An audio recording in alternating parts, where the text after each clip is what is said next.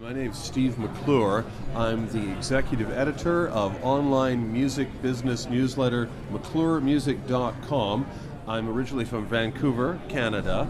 I've lived in Tokyo since 1985, back in the previous millennium, and for 17 years I covered the Japanese and Asian music industries for Billboard magazine.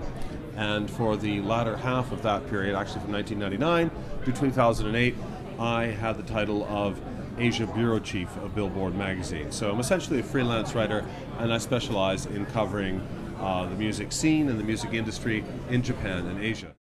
Basically, I cover the Japanese and Asian music industries as opposed to artists and music news per se, although that's, if something interests me, I'll write about it. But it's basically industry news, and so there's a natural carryover from what I used to do for Billboard, which is to cover the business. I write business stories. So why do I do that? Well, I live in Japan. I'm very interested in the Japanese music industry, which is the second biggest music industry in the world in terms of recorded music sales. And interestingly, it's the biggest music industry period these days in terms of physical musical sales, because not that the Japanese physical sector has grown all that much, but because the other big physical music market in the United States has declined. So it's a really, really interesting music industry to cover, both in terms of it being an ongoing business story and a fascinating cultural story too.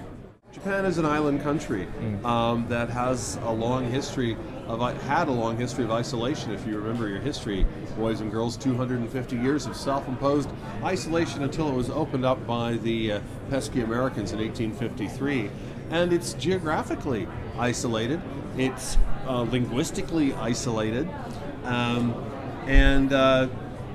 for example, people say, Americans, for example, say this, Canadians too, only 20% of the Japanese music industry, or music sales rather, is composed of international music sales. Oh, why isn't it higher?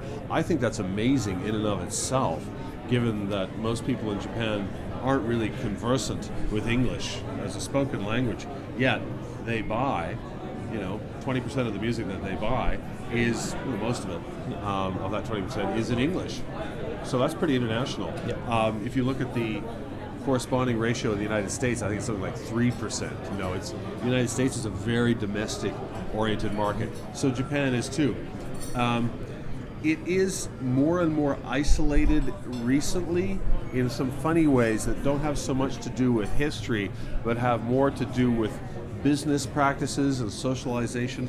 And this has given rise to the term Galapagos, i.e., if you remember your history of science, local mutations or evolutionary strains that exist in isolation in the Galapagos Islands off the coast of South America and in Japan off the coast of Asia. And it's been used specifically with reference to the cell phone, the mobile phone market, where domestic cell phone manufacturers had essentially a captive market and didn't feel any sort of incentive to sell beyond the Japanese islands. And what happened was that Apple came in with this amazing product, and now Samsung and all the others. So that's sort of what's happening in the music industry too, not in terms of the content so much, but in terms of the way music is delivered and consumed. Japan has kind of rested on its laurels, I would say, and I don't think that's a good thing. So it is a little isolated, exclusivist, if you will. That will change, I suspect, anticipating your next question, when we have things like Spotify and Deezer and RDO and other streaming services come into the Japanese market.